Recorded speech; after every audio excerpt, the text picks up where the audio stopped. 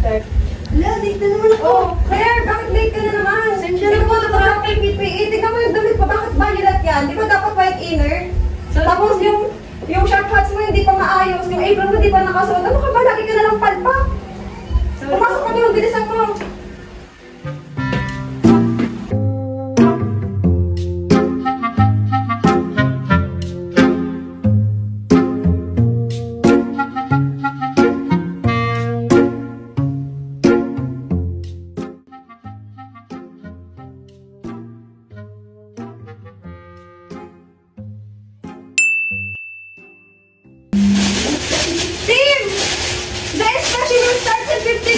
Tignan niyo yung kitchen natin, ang gulo para tayong nilindol. Dapat ready tayo for practical evaluation. Come on!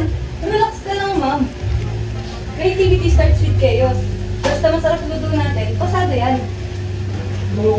Creativity pinagsasabi mo, more like contamination? Kung ganito tayo, babagsak tayo. Okay, team, lapit. We will apply the 5S method, our secret recipe to clean and safe kitchen, okay? 1, 2, 3, go! 5S, let's go! Okay, team! Siri, sort, alisin natin lahat ng hindi na kailangan. Hoy, Claire, bakit sinasabi mo yung entikan? Pwede ba ito, bugtakan ng bigas? Sort, Claire, ano pinagsasabi mo? Sa kitchen, safety and space are important, so keep only what you need. Okay po. Okay, team! Step 2, Satan, let's arrange the tools and ingredients.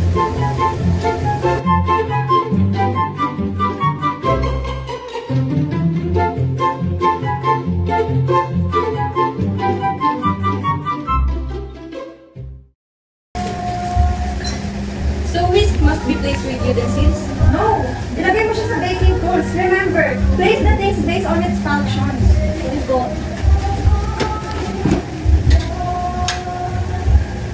Ayan! O diba? We can find everything easily kapag maayos ang gamit, mabilis ang gawa.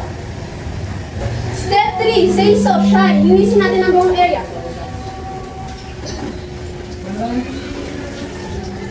Happy kitchen? Happy cooking!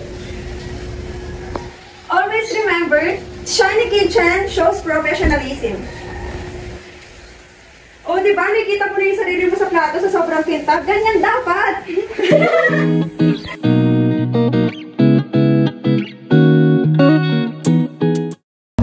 So, next step is Seiketsu, standardize. Gagawa tayo ng cleaning schedule para ma-maintain ang kalinisan. Wow! Now everything has a clean duty. Pwede ba ang task ko na lang is test? Kung kapal naman ang mukha mo, linisin mo na yung station mo. Step 5. Shitsuke sustain. Disiplina ang kailangan para tuloy-tuloy ang 5S. O, di ba? Malinis pa din yung area natin kahit nagluluto tayo. Ganun dapat. Oo nga, wala na naglalakad ng sibuyas sa sakit. A few moments later.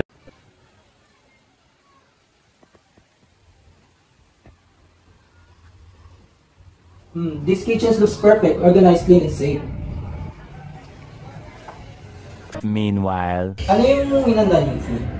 Creamy carbonara po and toasted garlic butter. Okay. Na-observe ko yung kitchen niyo, malinis. And for sure naman yung food na hinanda ninyo, malinis tsaka safe naman siya. Thank you, Chef. We followed the 5S method. Or secret recipe to success. Excellent! You proved that a clean kitchen leads to good quality food. Thank you po.